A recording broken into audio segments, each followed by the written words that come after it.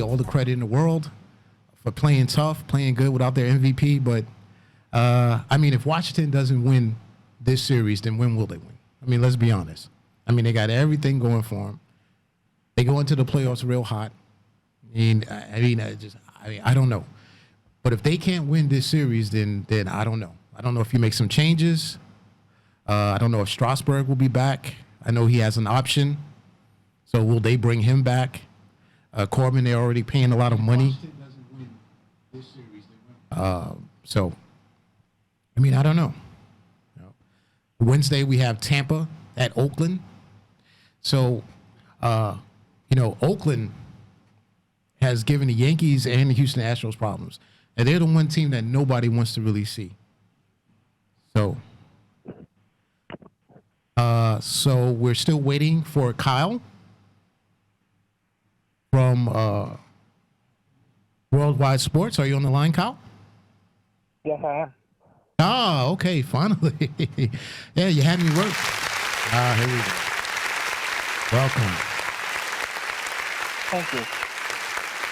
They just wanted to make a grand interest, I guess. So, welcome to the show. And so we were talking about the playoffs. They're starting tomorrow. Of course, we have the Nationals lined up against Milwaukee. After that, we have Tampa. I'm sorry. A little mic problem here. Sure.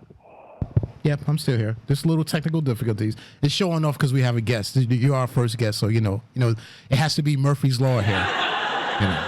Yep. Right, naturally. We have Tampa versus Oakland. That's the Wednesday game. First of all, the scheduling, I think, is utterly ridiculous. And what it is it's all about the NFL, okay? Because the NFL, they have Monday Night Football. They play tonight, of course. Then they have Thursday Night Football. So, of course, the MLB, of course, doesn't want to have anything to do. They don't want to run their games or want to compete with the NFL. So I guess they just decided to move their games down during the week. I think it's a terrible idea when you have a flag team like the Yankees, a team like the Houston Astros with all their stars. You have to wait till Friday, really? Baseball is unpopular as it is.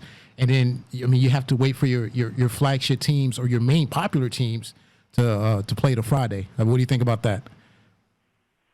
Well, it's a tough dilemma because they are a team that is based on series-based postseasons rather than just one game. Right. If it was a one-game postseason like you see in, like football, like the NCAA tournament for March Madness, I think that could change a lot, but it's a series-based postseason, so not every game can be featured at a primetime Saturday slot or a primetime Monday slot like that. So I think it's kind of hard what they have to deal with. But, again, you'd rather have the later games, I guess, be in those kinds of feature times. So I think baseball, just the way they're structured, is trying to balance it out as best as they can.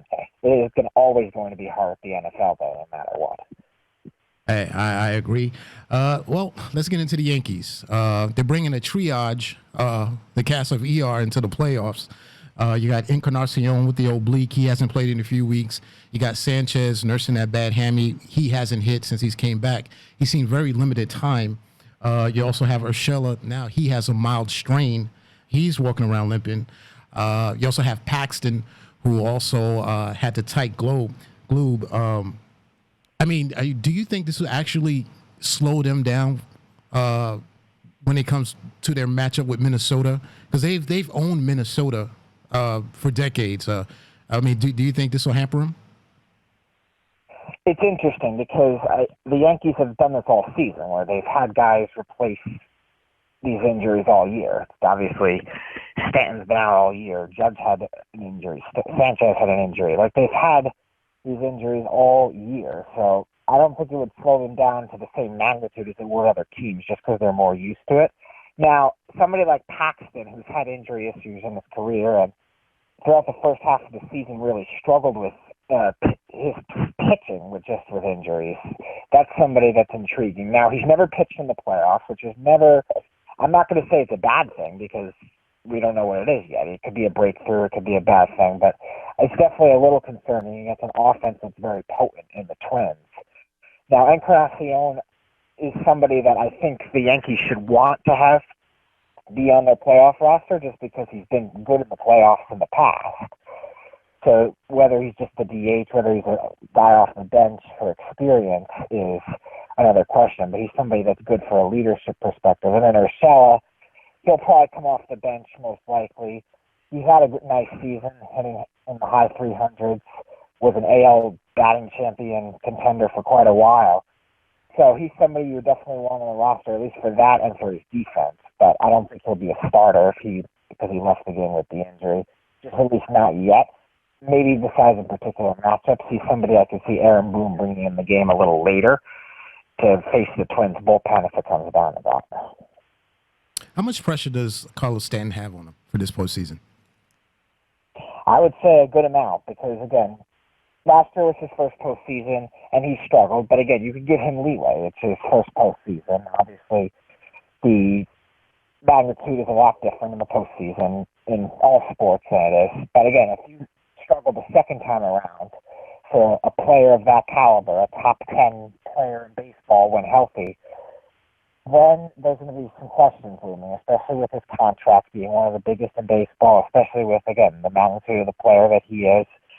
I mean, if the guy plays another year or two, he's probably a Hall of Famer, I would imagine. So there's always going to be a lot of pressure on somebody like that, especially when this team is so young, and he is sort of that veteran presence that is that big of a caliber. Now, obviously, there's other guys to pick him up more than they did last year. The younger players are a little more established now. They have, like I said, the depth pieces. There's a guy who's an MVP candidate in DJ LeMahieu, who's done a great job situationally hitting all year, hitting for a high batting average. So they definitely have guys to pick him up, but definitely a lot of pressure still on Stanton because if he doesn't do it again in this postseason with this kind of lineup, yeah, you're going to start labeling him like you were labeling Bryce Harper when he was with the Nationals as just a guy that can't get it done in the postseason. Yeah, and you don't want to get those A-Rod boos. You don't want to get that negativity hovering over over the clubhouse, which really hurt the Yankees in a number of playoffs. It's interesting. It's interesting. Luke Voigt has struggled. Came back from the sports hernia. Has struggled. Not sure if he's going to make the roster or not. Mike Ford has just been lights out. Hit 345, 12 home runs. So what do you think? You think Ford will make the roster? He's an interesting dilemma because he's done well in small samples this year. It's just a matter of can he do it consistently, and that's what it is with Voigt. Voigt has done it consistently. Now, again, like I said, because of his recent struggles, you might consider, just because of the type of player and the experience, putting on somebody like Encarnacion, who has had success in the past with the Blue Jays, when obviously in 2015 and 2016 on the postseason roster. So when favoring those types of hitters, maybe you would want Encarnacion over Voigt. In terms of Voigt versus Ford, though, the Yankees do have an overload of outfielders where you're going to obviously have Hicks on the roster, Judge, Stanton, probably Brett Gardner just for a leadership perspective, clubhouse guy. So there might not be any room for somebody like Ford just based on the baseball strategy end of it. And like I said, I would definitely keep Urshela on in some facet for infield depth for defense. So it's going to be very hard with the way that this team wants to structure it, especially since they're so bullpen-oriented. They're going to want to keep as many bullpen pitchers as they possibly can on that roster. So it may leave for less bench hitters than we expected. So I think Ford, with the way he's played, definitely deserves to have a spot on it. It's just going to be hard with the way roster construction is for the Yankees and has been for the Yankees in the playoffs the last 2 years. You mentioned the bullpen and their strategy. One thing with the Yankees the last 2 years, I was waiting for Cashman to make that big move, that number one, that starting pitching. I was not impressed with Paxton when they made the trade with Sheffield. I have to admit, down the stretch, this past month and a half, he's pitched very well. I'm still not sure about him. As you mentioned, he's never pitched in the playoffs before. Do you think the Yankees should have got Dallas Keuchel? Because I'm really surprised that they did, and they could have got him for a bag of balls, basically. I mean, he was willing to shave the beard and everything. He was willing to come here to pitch for the Yankees. And if the Yankees do face Houston in a 7-game series, and Keuchel is on your roster, he's going to go all out to prove Houston wrong for letting him go. So I thought the Yankees made a huge mistake not going after Dallas Keuchel, and he's pitched very, very good for the Atlanta Braves.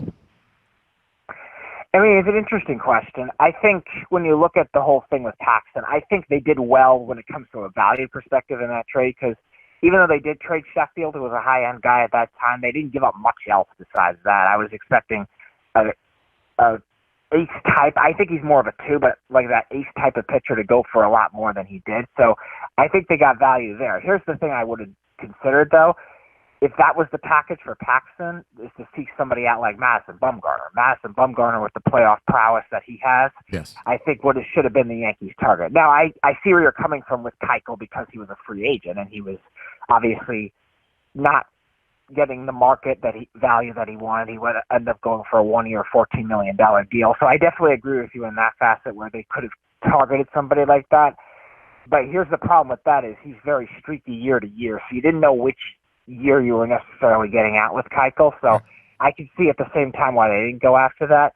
Again, I've always said this on my shows that I've been on, and other Yankee fans who have been on my network have said that too.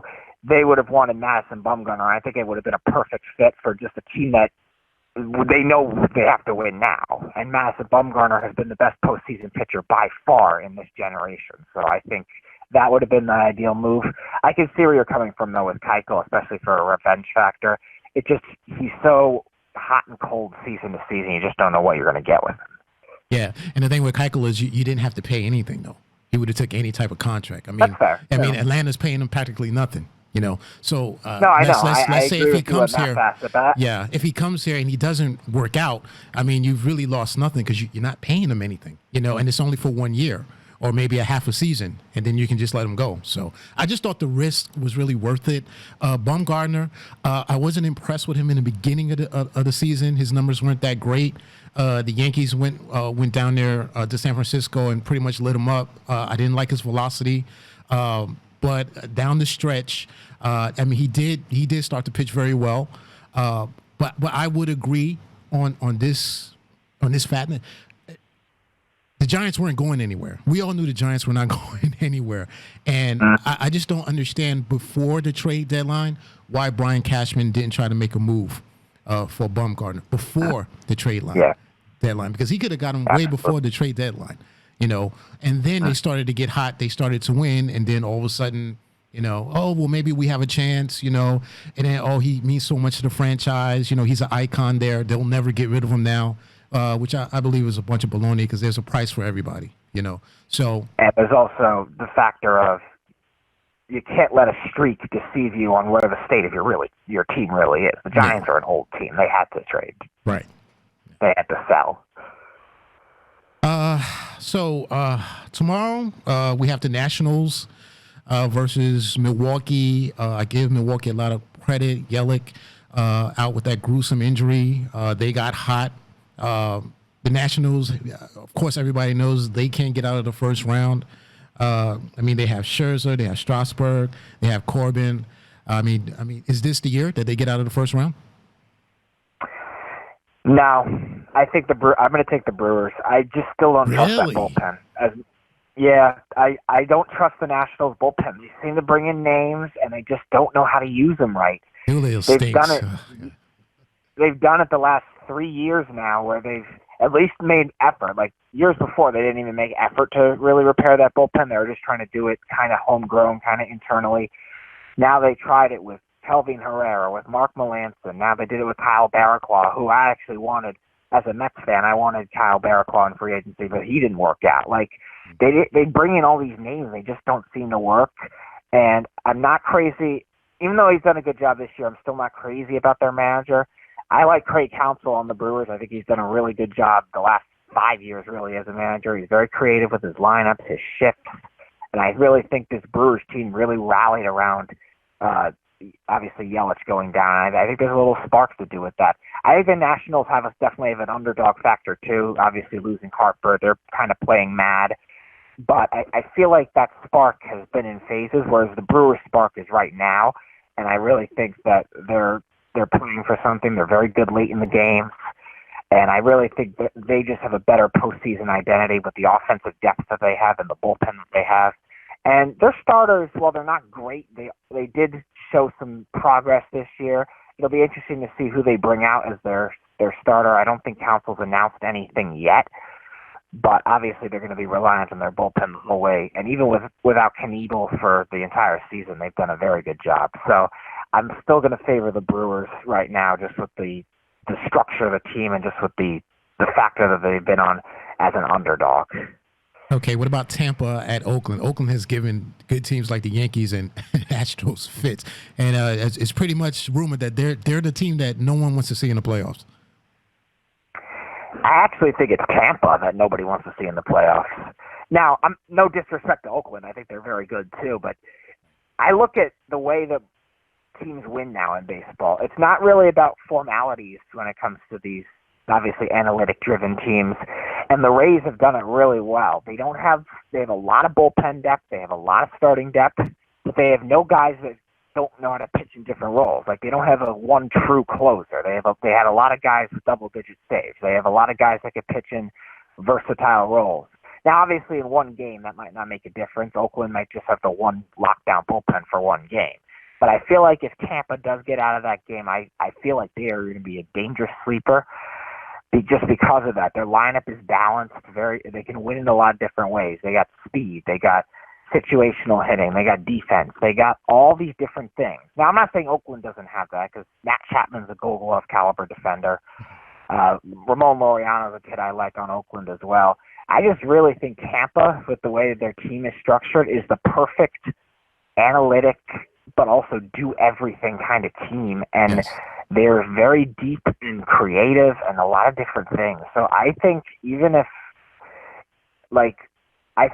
they escape this against Oakland, I think they could even go even further than that. I feel like they're the postseason sleeper to watch this year is the Tampa Bay Rays.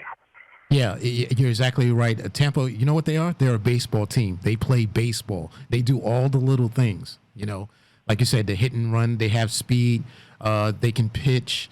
They play great defense. They don't give you extra outs. You know what I'm saying? So they really put the pressure on you to perform. So, I would agree with that. But I'll tell you what, Oakland, I don't know. There's something about Oakland. They have really given, especially the Astros. They have given the Astros fits this year.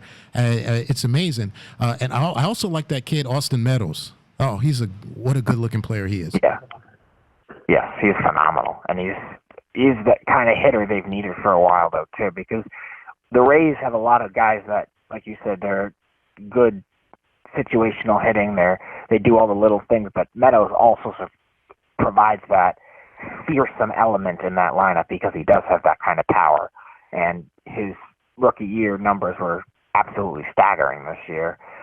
So I think it's definitely something that will help them go a long way with the Rays, with the way their postseason lineup is structured. And you talked about it earlier with Dallas Keuchel and the Yankees.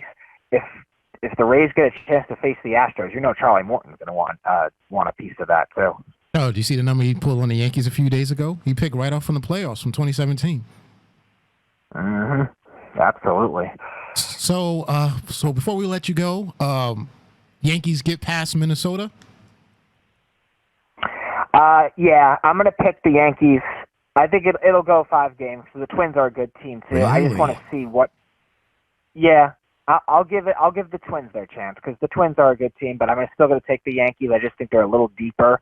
I think they have a lot of guys that can be subbed in, sub out. Not that the Twins don't have a deep roster because they do, but the Yankees with all the injuries they have, I'm going to still take them. And for a little bit more with the experience factor, just with the history, the Yankees have owned the Twins in the playoffs in the past. I think that'll factor in a little bit. Now, again, I do think the Twins they got, 8 guys that hit 30 home runs. They got all these guys that broke through this year. So I definitely think they're going to be a tough out.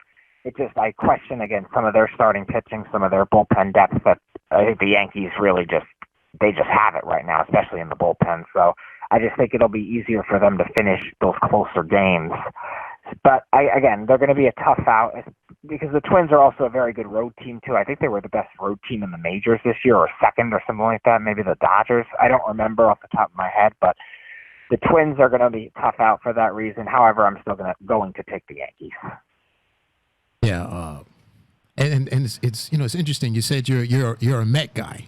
You're a Met. That's your team. I'm a Mets fan. Yeah. You're a Mets fan now. I'm a Yankee fan. We got to have you back on the show. So if it's possible, maybe we can have you back on next Monday, and we'll just wrap up as far as the games and what happened during the week and on the weekend. Would that be good? I'll have to look at my schedule, but again, contact me. I'd be more than happy to if I am available in this time slot. And again, thank you for having me. It's a very interesting podcast, very good questions. So thank you. Hey, and next time we'll try not to have the technical difficulties, But we definitely got to talk some Mets and that GM of yours and whether Mickey Callaway. I don't know. Maybe Mickey Callaway will still be here. I don't know.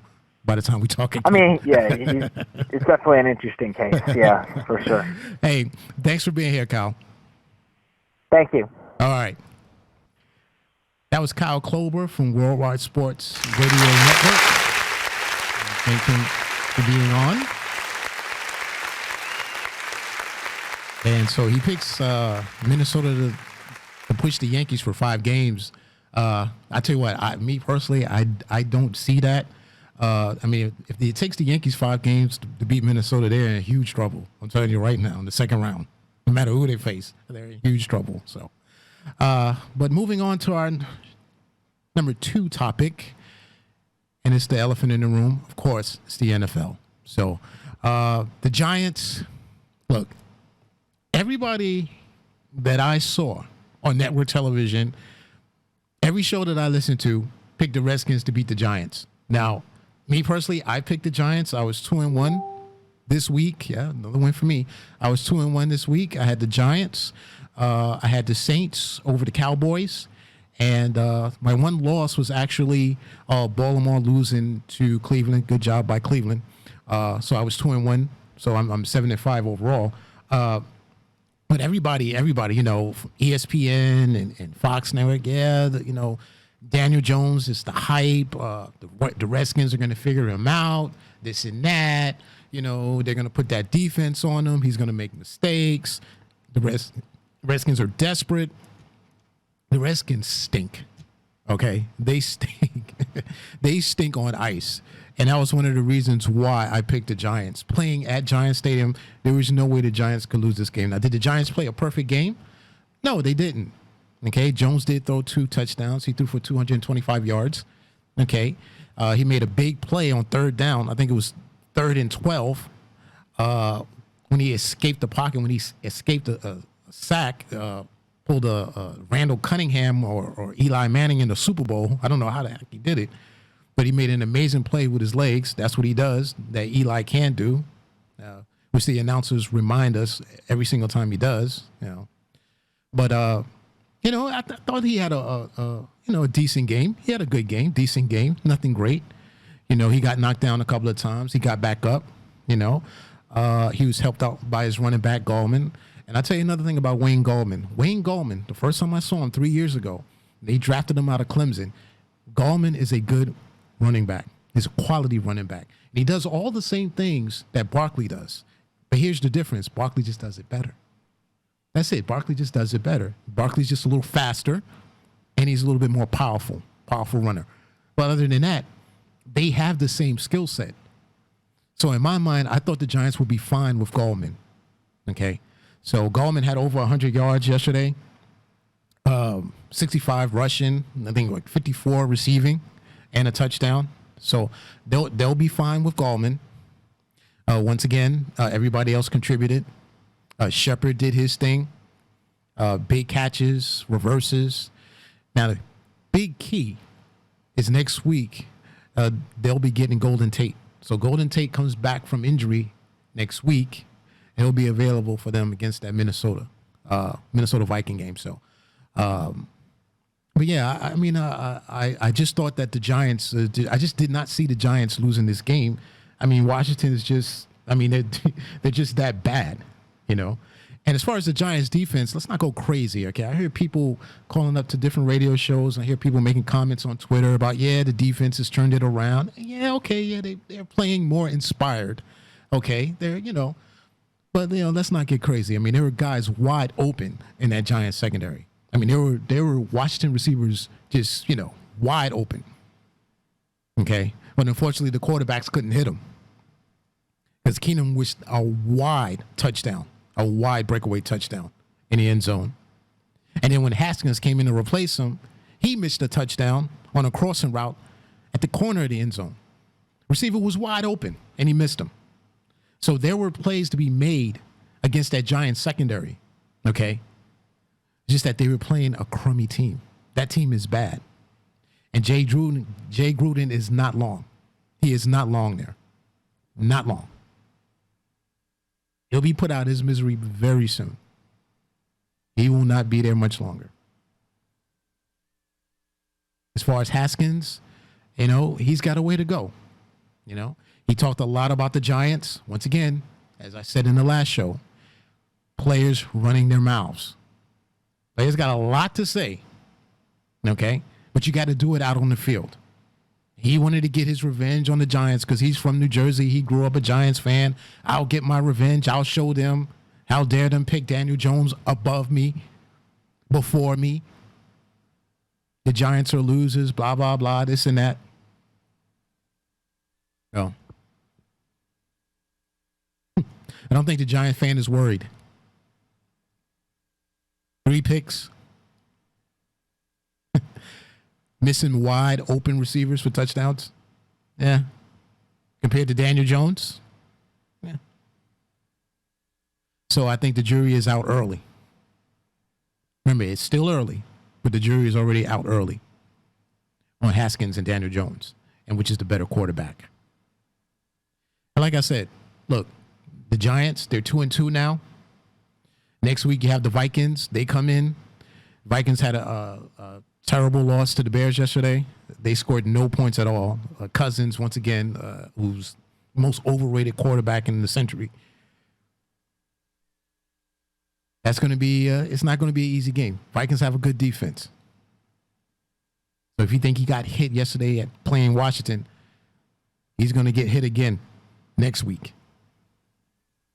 Minnesota can play defense. They struggle on offense. They have an old school type offense where they run the football. They have Cooks, who was leading the NFL in rushing before yesterday. But after running into that Bears defense, that's all she wrote. Very stingy. So the Giants are, going along their way. They got their young rookie franchise quarterback. And he'll learn, the 2 interceptions. He's got to learn how to get that ball out quicker, though. Got to learn how to get that ball out quicker. Make his reads quicker, but that'll come in time. And as far as the penalties, once again, the Giants winning the game actually saved it for a Giant fan because the penalties were disgusting. Even on the Washington Redskins, who had about 12 or 14 penalties. I mean, there were just some bad calls by the refs. I mean, holding, pass interference, phantom pass interference calls. They called one on Corey Lattimore where the Giants set up for a big play. I think they got 56 yards on the play, and it was called back for offensive pass interference. Are you kidding me? He got jammed at the line of scrimmage within 1 yard. So how could that possibly be pass interference? The ball wasn't thrown yet. So how the hell was that pass interference? I mean, it's just ridiculous. I mean, even the announcers, Chris Spielman, was like, hey, okay, first down. Wait, is there any flag? Oh, no flags. No flags. I mean, it was ridiculous. And the league has got to do something about this. So moving on, week 4, Week 4 was a crazy week in the NFL. Crazy week. We'll begin with last night, where the Cowboys lost to the Saints 12-10. Once again, I picked the Saints in this game. A lot of people picked the Cowboys. I told you on previous shows, I'm not sold. I'm not sold on the Dallas Cowboys. Okay? I'm just not sold. I'm not sold yet on Prescott. Okay? Just because he beats the Giants and the Giants have no pass rush and no defense, okay, that doesn't mean he can beat a quality team or a playoff team in a big spot. I have to see more from Prescott. And you saw what the Saints did. They loaded up on the line, and they stopped Elliott. So Zeke Elliott had what? Rushed for, what is this, 35 yards? 35 yards. As a team, they rushed for less than 50, did the Cowboys. So in that situation, the quarterback, Prescott, has got to make a big play. He's got to make the big plays, and he couldn't. He didn't have a good game. Did not have a good game. Was unable to make the big plays. And that's what you're going to look for with Dallas. I'm telling you. That's what you're going to look for. They're going to beat the bad teams. And there's plenty of them in the NFL. They're going to beat the bad teams. But the good quality teams, the playoff teams, the Saints, the Rams who had a long day, by the way, yesterday. You know, the Chiefs, the Pats, you know, the 49ers who are 3-0. You know, can they compete with those teams? And with the Cowboys' history, I'm not sold on it. So, good win for the Saints. And like I said, with Teddy Bridgewater running the ship until Breeze is out, they'll be just fine. They'll do just fine. He's got plenty of weapons. Thomas had a monster game yesterday. So, they got plenty of weapons. Kamara, Cooks, I mean, they're loaded. So, they'll be fine. They'll be fine.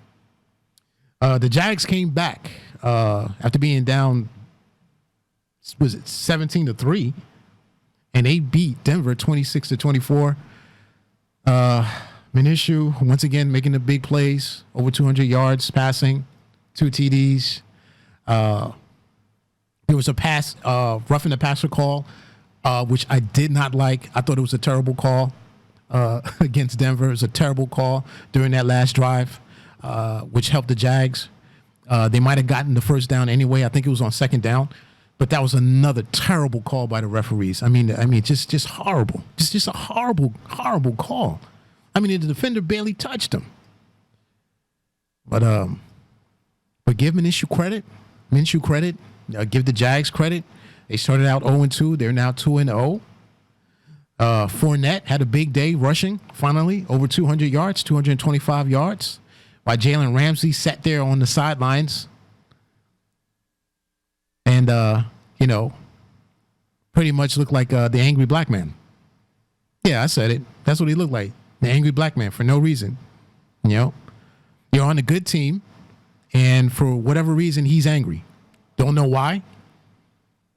Team plays their heart out, but he's not satisfied for some reason. Don't know why. Okay? But give Jacksonville credit. Give them credit.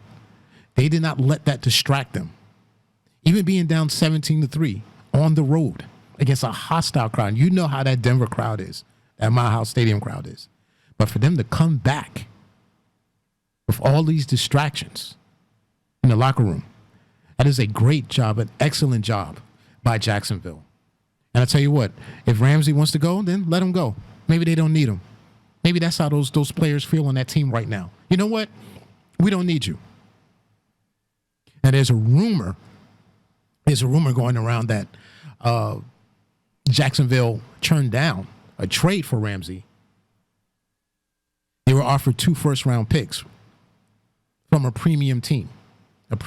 We don't know who the team is, but they were offered 2 first-round draft picks, and they turned it down.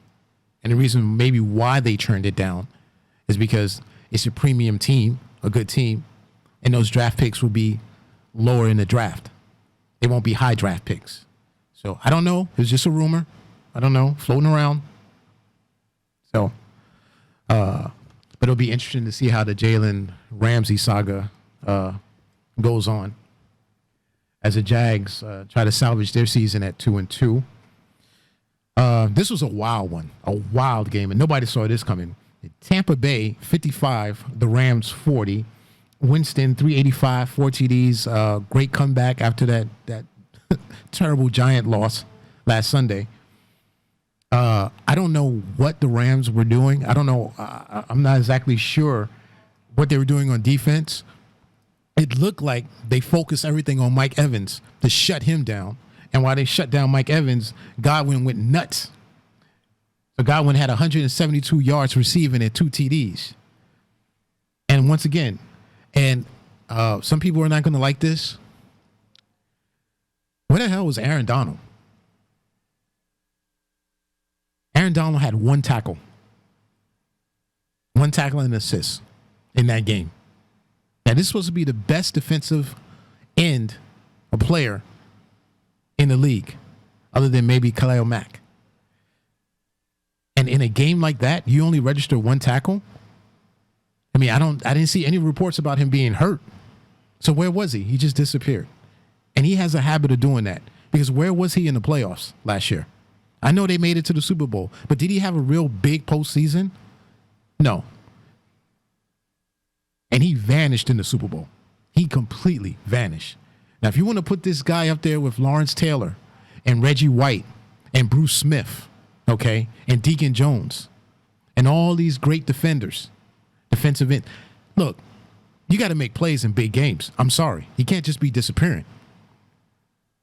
LT never disappeared. Reggie White never disappeared. And I don't hear anything about being double teamed or triple teamed. Hey, it comes with the territory.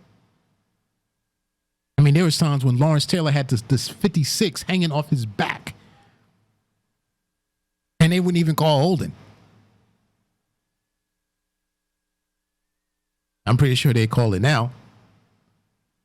They call everything else. But Aaron Donald, he's just, to me, he's a weird player. I need to see him step up in big games. But good job by Tampa. Goff did not have a good game. And check out this stat.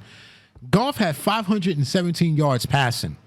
He had 68 dropbacks. How the hell do you drop back 68 times, have 517 yards passing, and still have a terrible game? He still had a bad game. I mean, you can't make this up. He had 3 interceptions, 2 TDs and 3 interceptions. And a huge fumble at the end that Sue recovered and ran back into the end zone, which pretty much sealed the game there. But how can you throw for 517 yards and lose and have a bad game? I mean, this is incredible. Yeah, fantasy league, yeah, I mean, I guess it's great. But if you're a Rams fan, or if you're betting on the game, you can't make this up.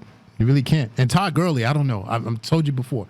Something is up with Todd Gurley. He is not the same player since the end of last year. He's just not the same player. First of all, you have to get more than 5 carries. 5 carries for 16 yards. You got to get more than 5 carries. Amazing. Terrible job. That's a terrible job by the Rams. Bad job. Good job. Good bounce back win for Tampa. Speaking of bounce back, the Browns, that was a shocker for me. They defeated the Ravens 40-25. They suddenly decided to spread the offense out, even the offense out. Instead of having Baker Mayfield drop back 40 or 50 times per game, they decided to hand it to the running back Chubb, who had a monster game. Good day for running backs yesterday, by the way. Very good day. Old school football. 165 yards rushing, 3 TDs. So it looks like the Browns, they might have found something here offensively. Maybe they can get their season back on track. Beckham had a long day. Pretty much no yards, not a lot of yards. And he got throat slammed by the defender. That guy, I tell you, he just keeps running his mouth. He keeps running. He got throat slammed. Slammed him on the ground. Go Google it. Go Google the film and find it. Actually got throat slammed. Straight out of wrestling. Or WWE. Or WE. Whatever they call it now. Can't make it up. Moving on, the Pats over the Bills 16-10. And if you noticed last week, I didn't even mention the Buffalo Bills. I haven't even brought up the Buffalo Bills since they beat the Jets in week 1. And the reason why is because I'm just not buying them. I'm just not buying the Bills. And I had to hear for the last 3 weeks about Josh Allen this and Josh Allen that. Nobody's talking about Josh Allen. They're talking about Daniel Jones. You know, they're talking about Murray. You know, they're talking about Mayfield, but nobody's talking about Allen. Well, you know, Josh Allen was Josh Allen that we saw in week 1 in the first 3 quarters against the Jets because he stunk. Okay. Oh, God, he stunk. 3 interceptions. Could not make a play. I mean, you want to sit there and say New England has a great defense. Oh, it's Belichick. They take away what you do best. Look. The Bills outgained the Bills. I mean, the Bills outgained the Pats. I mean, how do you lose? I mean, the Pats barely had 200 yards total offense. Brady had 153, 150 yards passing. No TDs. He threw an interception in the end zone. And they still found a way to lose. But what is it about the Pats, people? What is it about the Pats? They always make the big play. If you can make the big play at the end of the game or in the middle of the game, you can win. And that big play was the block punt. They blocked the punt, ran it back for a TD. That's all they needed. I mean, it's amazing. It's amazing. I mean, the Bills' defense, did their job. I mean, you hold the Patriots to barely 200 yards total offense. Tom Brady, $150, no TDs, interceptions in the end zone, and you still lose the game. At home. With the crowd behind you. I'll tell you what. Only the AFC East. The Jets, the Bills, and the Dolphins. I'll tell you what. And we wonder why New England wins in the Super Bowl every year. Taking no disrespect to Belichick and Brady, but, I mean, let's be honest. Where's the competition? It's utterly ridiculous. So anyway, Josh Allen, speaking of Allen, he did leave the game. So he's on the concussion protocol. Nasty hit, helmet-to-helmet hit. I didn't see any flags on that play. I did not see that play live. I was watching the game. I didn't see when that play happened. I did see the replay. I didn't see any flags on that play, and I don't think the guy that hit him got ejected from the game, which is unthinkable. And you throw all these flags for these non-penalties, and then you get a big hit like that, a terrible hit, an unnecessary hit, and nothing. Referees, go figure. So the Pats remain undefeated. Speaking of undefeated, we got the Chiefs. An exciting game, 34-30 over the Lions. And let me tell you something. You really had to feel for the Lions. I mean, it seemed like the Lions did everything right, except you can't turn the ball over, especially against a good team like the Chiefs. Good team like the Chiefs. Now, the Lions were up 10-0. They blew that lead. Chiefs battled back, as we expected, as I expected.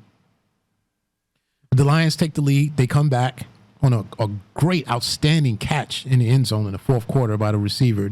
He pretty much posted up the cornerback. It was a great catch, great drive by Matt Stafford. But you knew they left too much time on the clock for Mahomes. You knew it. You just knew it. 2 plays that killed him, that killed the Lions. The first one, the fumble by the goal line, which was returned 100 yards by Kansas City. He can't do that. He can't. That was a killer. I mean, that was an absolute killer. And they still had a chance to win the game. So they go back out in front. They leave about a minute or so on the clock for KC, which is way too much for Mahomes. And Mahomes just does Mahomes. The second play that killed him, the second play, 4th down. I believe it was 4th and 8. and Mahomes scrambles for the first down. That was a killer. That was a killer. And you knew after that they were not going to win that game. You knew Kansas City was going to win that game. You just knew it. You knew he was going to do what he do. Mahomes was going to do what he do. Okay? But that was a killer. And this is why a lot of these teams, most of these franchises now, they don't want the Eli Manning anymore. They need a quarterback that can move in the pocket, that is mobile. They don't have to be Michael Vick or Randall Cunningham, maybe run first, but they have to be able to move around in the pocket. They have to be able to run for first downs when they need to be able to throw from every or different angles. And Pat Mahomes, he's looking to have another MVP season. And I tell you what, you really feel bad for the Lions. Yeah, really feel bad for the Lions. But you can't turn the ball over. You can't turn the ball over. Oh, boy. So we have Thursday night, before I get into the Bears and the Raiders, the other low-key games, the Eagles had a big win on Thursday night. So I didn't see that coming, but they beat the Packers. So 34-27. That's the score, looking that up. And good job by the Eagles. Packers defense not as great or dominant as people claimed it would be. I thought it was a little suspect myself. The Packers just aren't known for their defense. They're known for Aaron Rodgers. So they'll go as far as Aaron Rodgers will take them.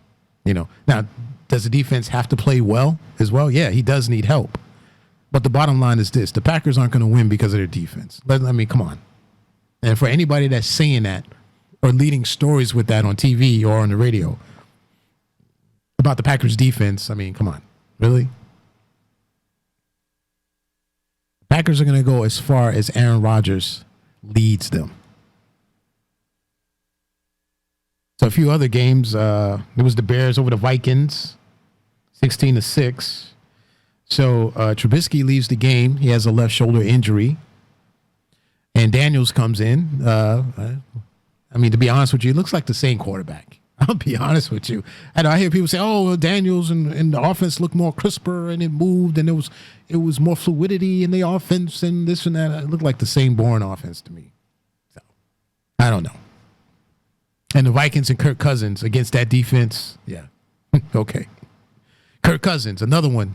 He's at the top of the list for stealing money. Big time bank robber, just stealing money. When I heard the Vikings had signed Kirk Cousins for that contract, I almost fell off the couch. I couldn't believe it. But the Vikings, they have the Giants next week, as I mentioned before. And like I said, that's going to be a tough game for the Giants. And the Vikings are going to be looking to bounce back in a big way, So, but good win for the Bears at home, Soldier Field. It was the Panthers over the Texans, 16-10. I don't know what's going on with the Texans offense. Deshaun Watson is too good of a quarterback to be struggling. He's just too good of a quarterback to be struggling like that. Now, one thing we do know, they have to fix that offensive line. If they don't fix that offensive line, he's going to get killed. He has absolutely no time to throw the football. None whatsoever. The minute he snaps the ball, Watson snaps the ball, he's on the run. He's got about 2 or 3 guys, defenders in his face. And even for a mobile quarterback, an athletic quarterback like Watson, you're asking a lot. But still, there's something else with the Texans. I don't know exactly what it is. I don't know if it's the play calling. I don't know if it's the coaching. Maybe that's what it is. Because they are struggling way too much on offense. So the Texans, they drop a game to Carolina, who's now 16-10, and let the whole Cam Newton controversy begin, I guess. So we'll see how that plays off. It was the Raiders over the Colts, 31-24. About to add on 20 more points that they didn't earn. Good comeback win for the Raiders. The Colts, a little bit of enigma. hey, it happens. I mean, the Colts have played 3 very good games. They're 2-2. They probably should be 3-1 if it wasn't for the kicker, Vinatieri. But hey, give the Raiders credit. Tonight, well, we have Monday Night Football, and it's the Bengals versus the Steelers. So I'm not sure if anybody has any interest in that game. That's how bad it's become for the Steelers now. Can you imagine that? I mean, the Bengals and the Steelers, like a few years ago, I mean, that was like must-see TV. But I don't think not too many people care about that game right now. So, but that was week 4 in the NFL. The Jets had a bye. They return next week and play the Eagles. And the word will be whether Sam Darnold will be back at quarterback, which they need very desperately to even have a chance. Let's move on to college football. We have a couple more minutes left of the show. And time flies, doesn't it? Right? The Clemson game, yeah, this is what I wanted to get to. Now, you tell me, what the hell was Mac Brown thinking? I have no idea what Mac Brown was thinking at the end of that game, going for it. Kick the extra point. Tie the game. Go into overtime. You're at home. Clemson had a difficult time. That crowd in North Carolina was a 12th man to the North Carolina defense. They were giving Clemson fits offensively all day. And you've never seen Trevor Lawrence look that off balance. Missing guys wide open, being pressured. I mean, they were putting mad pressure on Trevor Lawrence the whole game. Passes being knocked down at the line of scrimmage. I mean, Mac Brown did he did an outstanding job preparing his team for that game. I mean, Clemson was in for a dogfight. And at the end, you wouldn't have been surprised. I mean, it would have been a shock, but had you watched that game, it wouldn't have been a shock that Clemson lost. Because North Carolina seemed to outplay them the whole game. But give Trevor Lawrence credit. He made one big play. One big play. Like I said, it takes one big play. That TD pass he threw late in the fourth quarter was huge. Huge. It's a huge play. And it was a hell of a throw. Hell of a throw. Hell of a read and a hell of a throw. Because they had him on the run the whole game. But that's why they're champions. That's why he's a Heisman Trophy candidate. Makes the big plays. But even after that, North Carolina takes the ball and they march it straight down the field. They stick it in the end zone. The fans are going crazy. Kick the extra point, tie the game, and let's see what happens. But no, he just had to be greedy. I don't know what he was thinking. You know, and announcers can sit there and say, well, you know what? I agree with this because Clemson is the better team. You have to finish them off now. You can't give them the ball back. They were struggling to move the ball the whole game. They had problems with their blocking schemes with North Carolina the whole game. And that crowd was going crazy. Crowd was bananas. Kick the extra point, and maybe you get a turnover. Terrible job by Mac Brown. I don't like it. I hate that. I hate it when coaches do that. Instead of kicking the extra point and tying the game, they get this testosterone rush. Get caught up in the moment and say, you know what, let's go for 2. Because in those scenarios, people, if you've noticed, usually it never works. And the team ends up losing the game. Terrible job by Mac Brown at the end. And Clemson survives. They're undefeated. A couple more minutes. We'll sit here and talk about Notre Dame, who beat Virginia 35-20. Once again, not that impressed by Notre Dame. Kudos to their defense. Their defense pretty much won the game.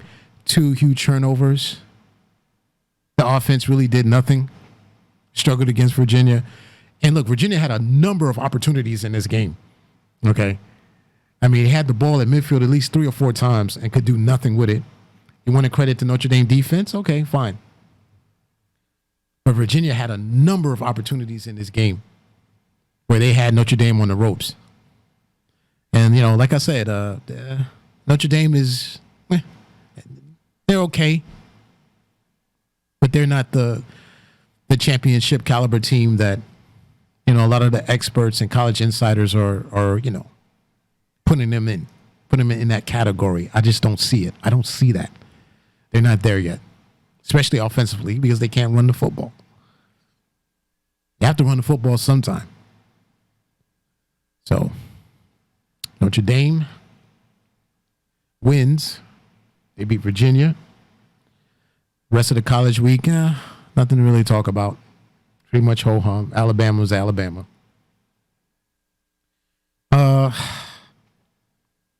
I'd like to say before we go, because we have like about a minute or so left. For those few viewers that we have, really appreciate it. Really appreciate you hanging in there. Really appreciate you standing by us here at Game Face. And every week, believe me, every week we're behind the scenes, you know, to bring you a top quality show, to make the show better, to improve the show. So, you know, just want to thank all the viewers on YouTube television, on Facebook Live. Personal thanks from Face and my producer Marv, the marvelous one. So, and like I said, we try to do everything we can. We brainstorm each week, and you know, see how we can just improve this show, because the sky's the limit. So, with that, I'll say goodbye. Thank you for tuning in to Game Face. I'm Face Brown. Keep your game face on.